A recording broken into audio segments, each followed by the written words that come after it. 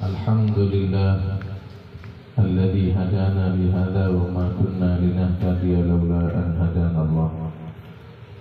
Allahumma shalli wa sallim ala sayyidina Rasulillah wa ala alihi wa sahbihi man wala.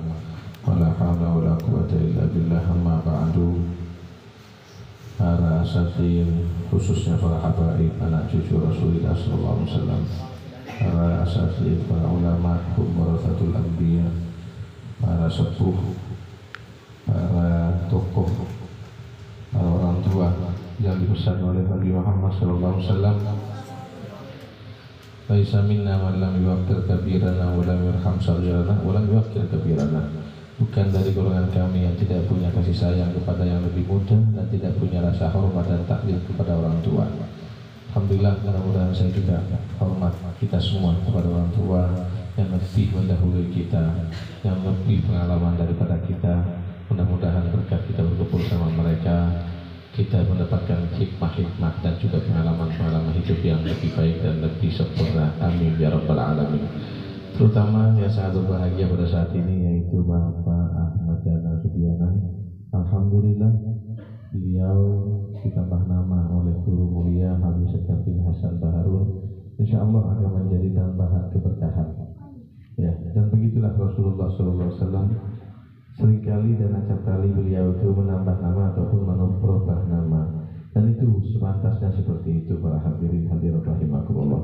Dan juga dalam acara ini ulang tahun tasyakur 17 tahun Laila Fahriyah Darus Subiana, dan juga khataman Suratul Fatihah Faza Maghfirah Al-Mirah Subiyano. Alhamdulillah, mudah-mudahan Allah Subhanahu wa taala kabulkan segala hajat. Tak lupa pula kalau tentunya masih bulan Rabiul Awal, ada kemungkinan malam ini akhir bulan Rabiul Awal, ada kemungkinan sudah masuk ke satu dari Rabiul Tsani, tapi mungkin akhir Rabiul Awal. Masya Allah, tentunya diniatkan juga peringatan Maulid Nabi Muhammad SAW. Kenapa demikian? Pak Ahmad ini atau Pak Danang ini sangat cinta kepada putrinya. Setiap tahun dirayakan hari miladnya ataupun hari lahirnya, yaitu yang bernama Laila tersebut. Kenapa? Karena saya mendoakan, mencintai dan menyayanginya. Dan hal itu pula lebih pantas tatkala kita umat Islam setiap tahun memperingati hari lahir baginda Nabi Muhammad SAW. Sehingga jangan ada yang mengkritik. Alhamdulillah, ini satu bukti di daerah kita tidak ada yang mengikuti mazhab yang lain ataupun akidah-akidah yang lain. Tetap Maulid adalah hal yang sangat seyogyanya kita langgengkan dan kita lestarikan dan kita hidupkan.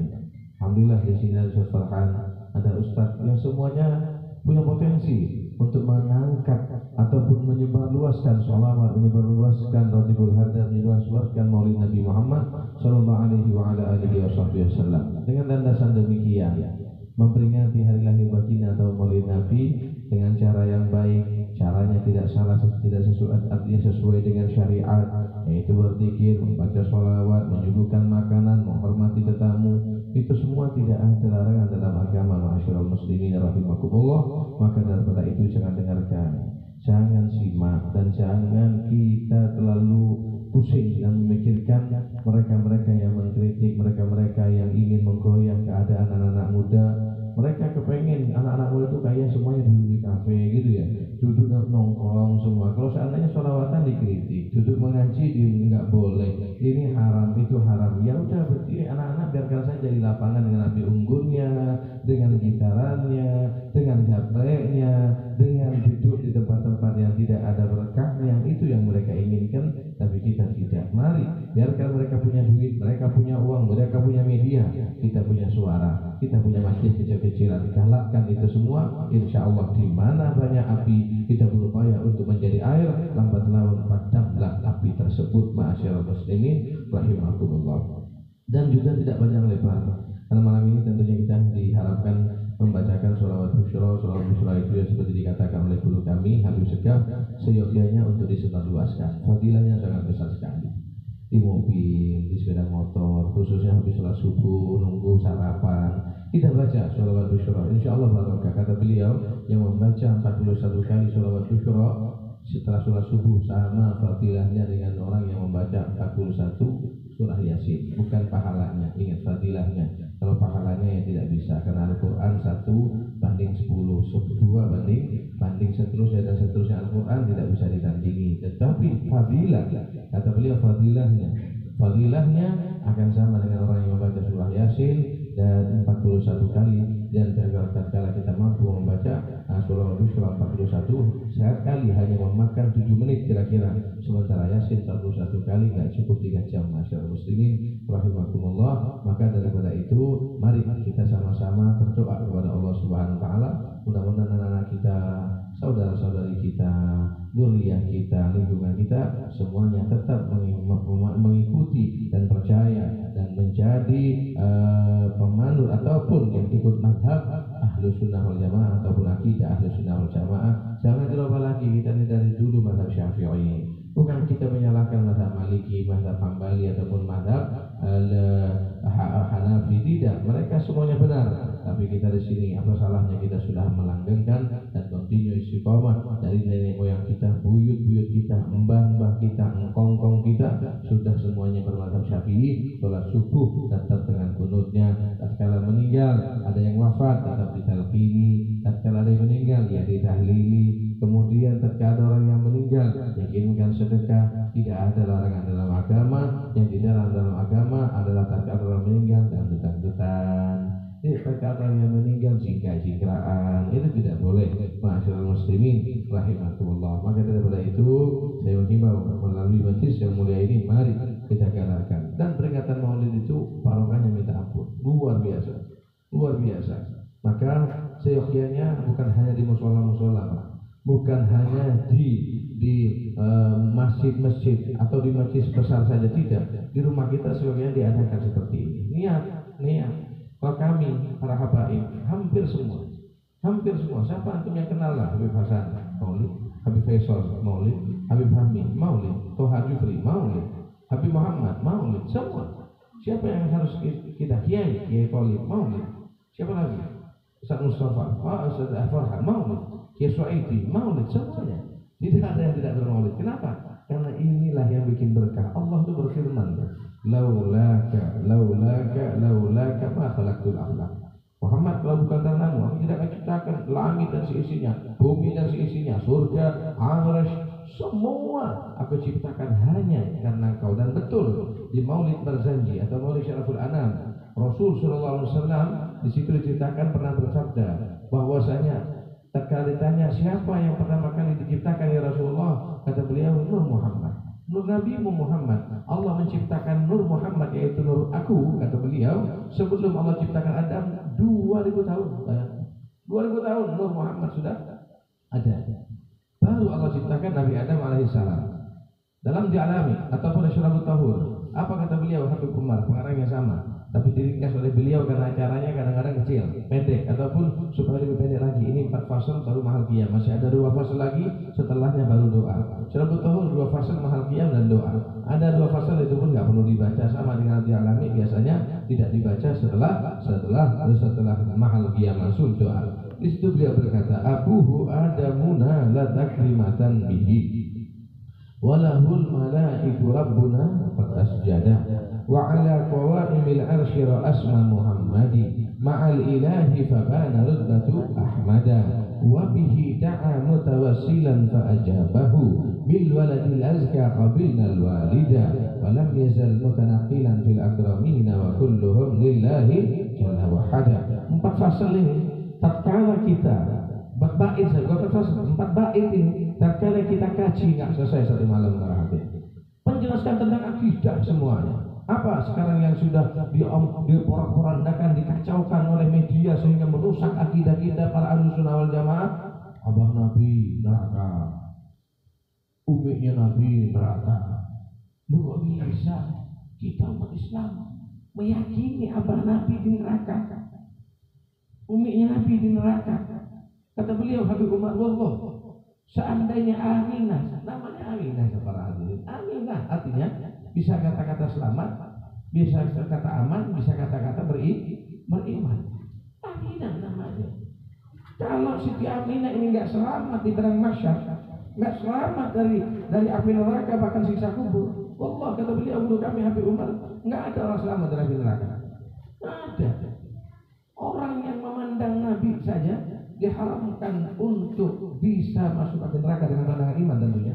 Apalagi yang di dalam perut Siti Aminah beliau bersemayam 9 bulan ma'asyiral muslimin rahimakumullah. Ini ngaco. Saya juga bingung. Hati-hatilah dengan media para hadirin. Kita ini harus adil ya, harus adil. Harus dalam menerima hukum harus adil. Pedoman kita hanya 4. Al-Quran, Al-Hadis, Qiyas, wal Ijma. Jelas sudah. Ijma dan Qiyas. Jadi siapapun yang salah, oh ini teman saya ini nggak bisa walaupun salah, saya tetap katakan benar. Oh ini ada latin saya atau guru saya katakan walaupun yang salah tidak benar, nggak bisa seperti itu. Nabi bersabda, "Lau sarqat Fatimah bintu Muhammad laqata'tu yadaha." Seandainya Fatimah putriku, darah dagingku yang aku sangat cintai, kemudian dia mencuri, wallah akan aku potong tangannya. Artinya di sini telah ukur bahwasanya Nabi Muhammad sallallahu alaihi wa ala alihi wasallam memberikan contoh kepada kita bahwasanya adil, insaf. Apa itu adil? Siapapun yang salah kita katakan salah. Siapapun yang benar kita katakan benar.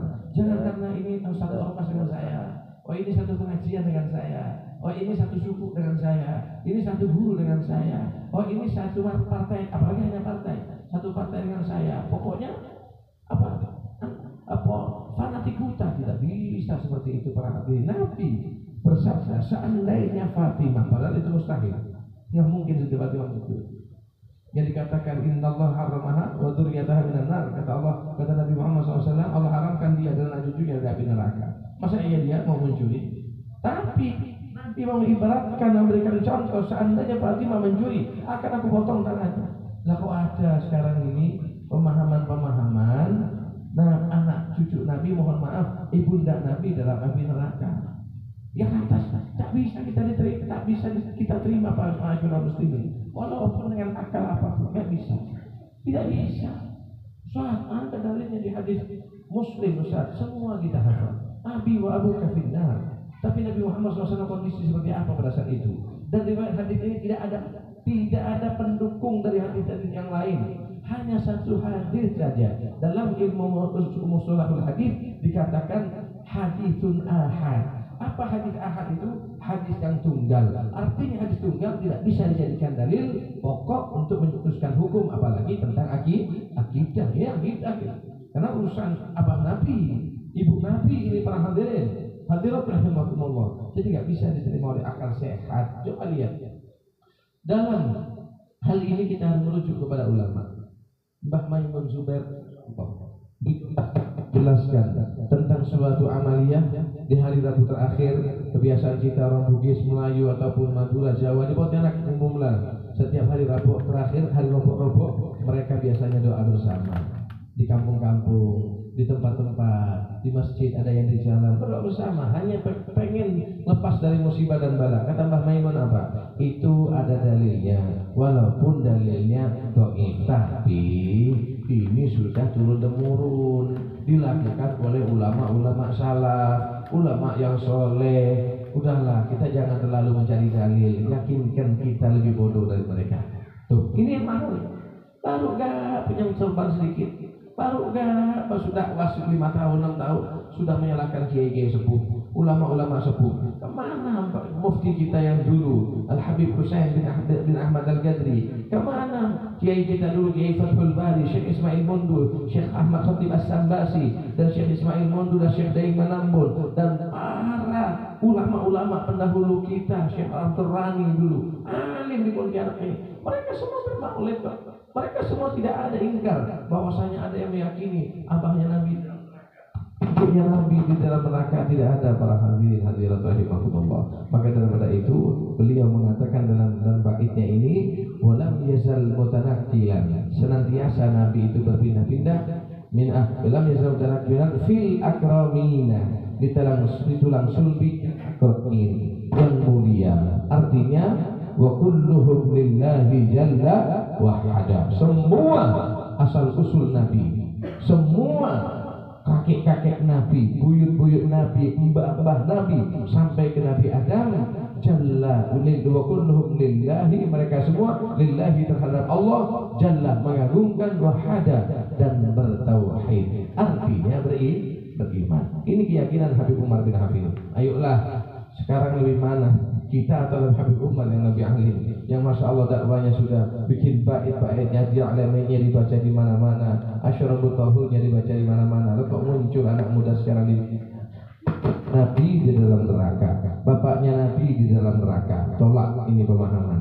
Dan juga akhir-akhir ini di media kita dihebohkan bahwasanya anaknya Rasulullah yang bernama Siti Fatimah didorong dari pintu, kemudian diinjak-injak sampai mati, dan kemudian Sayyidina Ali bin Abi Thalib menguburkannya dengan 2 orang sahabatnya sembunyi-sembunyi di malam hari, takut. Ini nggak bisa diterima oleh akal sehat saya. Ini cucu yang belum jelas ini. Cucu yang belum jelas ini para hadirin. Belum pasti, saya nggak tahu. Kalau memang benar, mudah-mudahan iya. Saya ya, demi Allah, lebih baik saya yang mati daripada dia batas saya, istri saya diinjak-injak. Dan saya yakin semua Anda seperti itu. Betul atau betul? Masa iya Sayyidina Ali? La fata illa Ali, wala sayfa illa dzulfikar, kata Nabi. Tidak ada pemuda yang lebih berani daripada Ali bin Abi Thalib pada saat itu. Sayyidina Ali itu menghadapi salah satu al-Ghudjo yang paling berani, dan tangkapnya di perang Khaybar, nanti siapa namanya? Amr bin Abdiwud, yang dijuluki mendapatkan marhab ya. Qad alimat Khaybar anni marhab gitu ya. Beliau Amr bin Abdiwud ini berani orang. Tidak ada yang menandingi tatkala ada orang yang diajak duel sama dia. Nantang ya Mubarak. Apakah ada orang yang akan menandingi aku atau berduel denganku? Semua diam diri. Berizinlah, izin Sayyidina Ali. Ya Rasulullah, izin deh, aku ya Rasulullah. Ali, kamu masih 18 tahun, kamu masih muda. Jangan, yang lain banyak kok. Tapi tetap yang lain diam diri. Bisa saja nunggu perintah dari Nabi, bisa saja karena perhitungan ini Amr bin Abdiwud ini. Ini preman yang tebal, yang sulit untuk dikalahkan. 3 kali Sayyidina Ali, aku ya Rasulullah, aku sudah gatal tanganku ya Rasulullah. Akhirnya Nabi memandang kepadanya dan didoakan oleh Nabi Muhammad, berangkat ke Ali. Dengan gagahnya beliau, aku akan menghadapimu. Apa kata Amr bin Abdiwud? Kau Ali, jangan. Bapakku itu temanmu, atau bapakmu itu temanku. Yang wajar untuk menghadapi aku itu yang sebaya dengan bapakmu. Kalau kau anak kecil, keponakanku, nggak wajar. Tapi dibalas sama dia, Anal lagi sammatni ummi Haidar. Aku yang dikasih nama oleh ibuku Haidar, yaitu singa yang akan memakan dan memotong-motong jasadmu. Marah dia. Akhirnya, betul kau menantang aku? Iya. Tatkala terjadi duel para hadirin, semua sahabat berpikir, berdoa pada Allah. Ternyata kemenangan berada kepada Imam Ali bin Abi Thalib. Dialah orang yang paling hebat di zamannya. Tidak ada pemuda yang lebih berani daripada beliau. Kita tahu sejarah. Tatkala beliau ingin hijrah, Nabi Muhammad SAW akan hijrah ke Madinah. Beliau mengutus siapa? Ali bin Abi Thalib. Ali, ajudan saya, santri saya yakin gak bakalan mau. Malam ini Habib Toha satu contoh akan diserbu oleh orang, dan ini sudah pasti. Satu kabilah 3 orang, 2 orang argojo pemberani diutus. Satu suku 3 orang, satu suku 3 orang. Ada 50 orang, 30 orang atau 40 orang sudah berkumpul di depan rumah Nabi Muhammad SAW dan yakin malam ini kita bunuh yang namanya Muhammad. Kita geledah rumah Muhammad. Nabi diberitahu oleh Allah, Muhammad, saatnya kau ikhtiar hijrah malam ini. Kau lewat di hadapan mereka, summum bukmun umyum fahum lah, ya udah sikirun. Tapi tanpa mereka memandangnya, dipanggil Ali, aku mendapatkan perintah. Ingat, Nabi Muhammad bukan takut pada saat itu.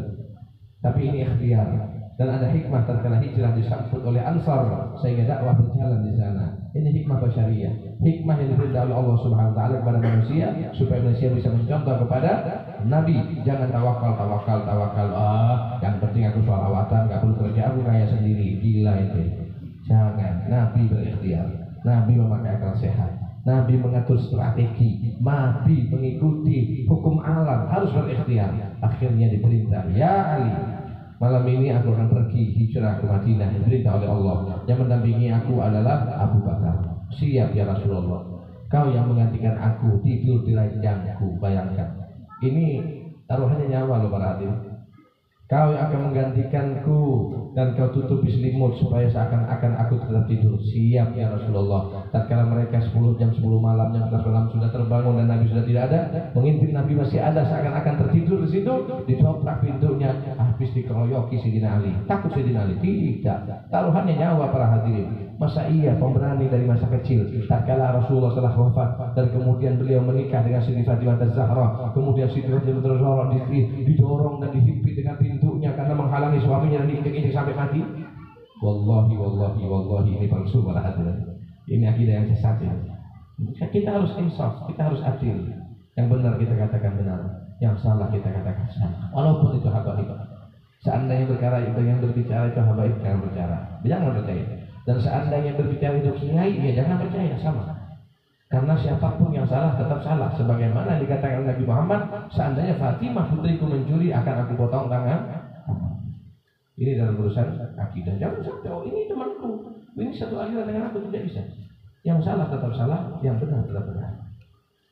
Ini yang harus kita tanamkan para hadirin. Saya sekali lagi, Mas Danang, Adi, semua ini, wallahi itu Allah. Daripada istri kita yang dilecehkan, dan kita mati syahid hukumnya. Mati syahid, kita membela istri kita, membela anak kita, mati syahid. Wallahi itu Allah. Lebih baik saya yang mati daripada istri kita yang dilecehkan dan diinjak-injak, dan itu adalah agama. Masa iya Sayyidina Ali lebih takut dari saya, lebih penakut dari saya gitu? Nah ini yang harus kita tanamkan. Ayo anak-anak muda, hati-hati, belajar yang baik, belajar nahwunya yang baik, belajar ilmu sorofnya yang baik, belajar fikihnya yang baik, tanamkan rasa cinta kepada sahabat, kepada ahlul bait, kepada kiai, kepada ulama. Ini akidah yang benar. Kalau sudah ada melenceng, ada sudah melecehkan sahabat, walaupun itu habaib, jangan percaya. Takdir dia kita kepada dia karena habibnya, jangan percaya akidahnya. Seandainya ada kiai juga yang melecehkan ahlul bait, jangan percaya. Dan kita tetap takdim karena dia seorang ulama, dan dia seorang kiai, kita hormati dia, takdim dia. Tapi urusan kayak gini jangan. Sama kisahnya sebagian akidah yang mungkin dianut oleh sebagian kecil oleh para habaib, bahwasanya katanya Nabi Muhammad SAW tatkala wafat ada warisan yang harus diwariskan kepada putri-putrinya, yaitu tanah sadak ataupun tanah hibah yang untuk Siti Fatimah dan keturunannya yang dikatakan tanah sadak. Katanya Sayyidina Ali mendampingi istrinya yang bernama Siti Fatimah datang kepada Sayyidina Abi Bakar As-Siddiq, kemudian Sayyidina Abu Bakar As-Siddiq melampar Siti Fatimah, menampar Siti Fatimah. Masuk akal? Ayo, akal kita di sini, bukan di dengkul. Masuk akal. Yang Sayyidina Ali, Sayyidina Abi Bakar As-Siddiq yang berkata, wallahi la an asila qarabat Rasulillah ahabbu ilayya min an asila qarabati. Demi Allah, aku lebih senang menyambung silaturahim kepada anak cucu Nabi Muhammad daripada aku menyambung silaturahim kepada anakku, keturunanku dan kerabat-kerabatku. Bayangkan. Masa iya Siti Fatimah ditampar oleh Sayyidina Abi Bakar Siddiq di hadapan suaminya, di hadapan Sayyidina Ali. Ini kan penyelewengan sejarah para hadirin, tidak bisa diterima oleh akal sehat. Jangan. Sayyidina Abi Bakar adalah orang yang paling mulia setelah Rasulullah SAW, dan beliau adalah khalifah yang pertama. Sayyidina Umar paling mulia setelah Sayyidina Abi Bakar. Sayyidina Utsman, Sayyidina Ali adalah manusia paling utama setelah mereka berdua. Itu akidah Ahlussunnah wal Jamaah. Jangan sampai kita digoyahkan oleh mereka. Habib, itu terkadang ada tercatat Habib di kitab Al-Bidayah wa Nihayah Habib, tapi ini nggak ada. Tapi ada cerita tentang perang Siffin, tentang perang, mohon maaf, perang Jamal. Habib Ali Al-Jufri pernah ditanya, gimana tentang kitab Bidayah Al-Nihayah? Itu kan bagus, itu dibaca bagus, tapi di situ ada cerita tentang yang bikin sakit hati. Kata Habib Ali, kalau kita membaca kitab itu pilih mutiara-mutiara saja. Pilih bagaimana kisah Nabi mempertahankan Islam, bagaimana Nabi Muhammad SAW kasih sayangnya kepada umat, kepada sahabat, kepada tetangga, hormatnya, tak toleransi kepada muslim, toleransi kepada non muslim, tetangga tidak tersakiti, sehingga tenang kita membaca sejarah. Jangan langsung anak-anak sekarang, mahasiswa khususnya, hati-hati mahasiswa-mahasiswi, itu yang dibaca bukan itu Pak, langsung dibaca bagaimana peperangan Sayyidina Ali dengan Siti Fatimah, Sayyidina Ali dengan Siti Aisyah, bagaimana peperangan Sayyidina Ali dengan Muawiyah. Itu yang dibahas. Ini sahabat ini kotor sahabatnya, ini kita dulu yang sahabat, rebutan tahta ini sahabat. La ilaha illallah. kata Habib Al-Jufri, ibaratkan orang seperti itu ibaratkan masuk rumah dan kemudian di rumah itu ada apel, ada indomie, ada lauk pauk, ada anggur, ada lengkeng, ada semangka. Juga di situ sedikit ada kotoran cecak. Orang itu langsung ngambil kotoran cecak. Kira-kira waras atau gila itu? Iya. Di kitab itu tuh ada semangka, bahas semangka. Ada anggur, ada kue, ada indomie, ada itu yang enak-enak itu bahas tuh. Bikin hati tertaat, bikin takdim kepada Nabi, bikin takdim kepada Rasulullah, bikin takdim kepada sahabat, bikin cinta kiai, bikin cinta habaib. Ini yang bikin tenang masyarakat. Jangan langsung nyopot kotoran cecak, bau itu, busuk itu. Walaupun ada di rumah, sama-sama ada. Loh kenapa Ustaz? Kok dicatat dalam kitab Ustaz? Amanah. Dari segi amanah, karena memang yang sampai kepada beliau harus yang namanya amanah dicatat. Tapi kita kalau lemah iman, jangan langsung ngambil kayak cecak. Makan dulu ini nih.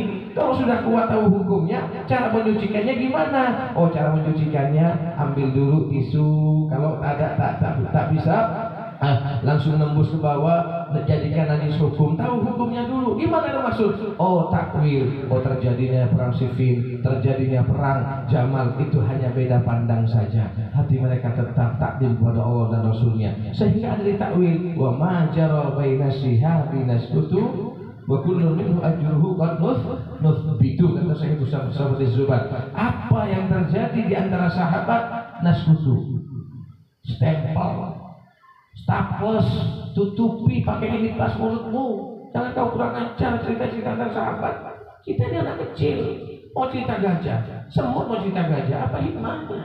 Jangan. Coba lihat seulama yang hebat apa? Wa ma jara baina sihabi nasbutu. Yang terjadi antara sahabat boleh diketahui tapi ini stempel, staples mulutmu. Jangan kau kurang ajar kepada mereka.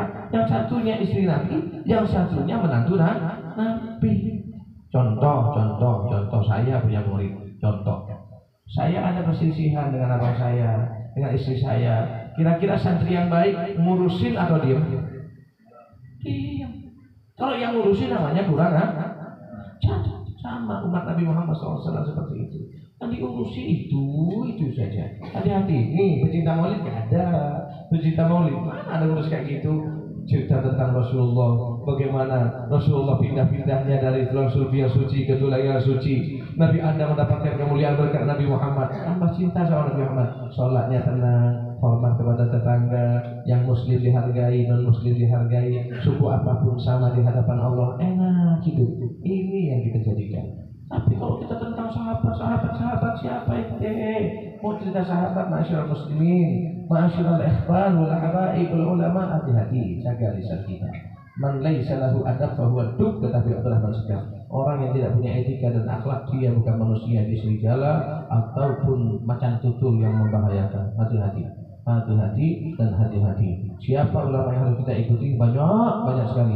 Yang takdim kepada ahlul bait, yang takdim kepada sahabat, yang takdim kepada kiai, yang takdim kepada ulama. Yang urusan itu bukan urusan kita. Dia sudah terlewat dan sudah berlalu. Tinggal kita cari semangka, cari yang enak-enak, yang bikin adem hati. Jangan cari kotoran-kotoran cecak yang bikin najis. Itu saja mungkin yang bisa saya sampaikan. Terima kasih atas segala perhatian. Saya tidak bisa menyelebar. Ini sudah kelamaan kan, karena terbawa dengan media sebenarnya. Saya nggak kepengen cerita. Tapi kalau nggak diceritakan, tidak ada perjuangan kayaknya para hadirin. Saya nggak punya TV, nggak punya TV One. Mereka punya media, punya duit, punya banyak macam-macam. Tapi kita punya suara yang bisa disampaikan dari lisan-lisan, dari HP ke HP. Juga dianggap jalan Allah Subhanahu wa ta'ala. Saya tidak banyak lebar karena saya ada majlis Syaratul Tahur yang ada di daerah Desa Kapur juga. Mudah-mudahan Allah mengampuni dosa-dosa kita semua dan kita bisa memilah mana habaib yang harus kita ikuti dan juga bisa menyeleksi mana kiai yang harus kita ikuti dengan tanda kutip takdim kepada kiainya, takdim kepada habibnya tetap ada di jiwa dan tidak kita. Tapi untuk mengikuti dan berkomentar apalagi sampai mendukung perkataannya, jangan nanti kita dihisab di sisi Allah Subhanahu wa ta'ala. Mabruk dan mabruk kepada adik kami yang juga mabruk alfa mabruk kepada adik kami yang bernama Haza, dan juga kepada Mas Danang yang ditambah menjadi Ahmad Danang Subiano. Alhamdulillah, mudah-mudahan Allah Subhanahu wa taala berkahi rumah ini dengan inayah dari Allah Subhanahu wa taala. Mari kita baca sholawat Isra 3 kali sebagai amanah dari Habib Sekar bin Hasan Taharun, dan setelah itu saya mohon pamit minta maaf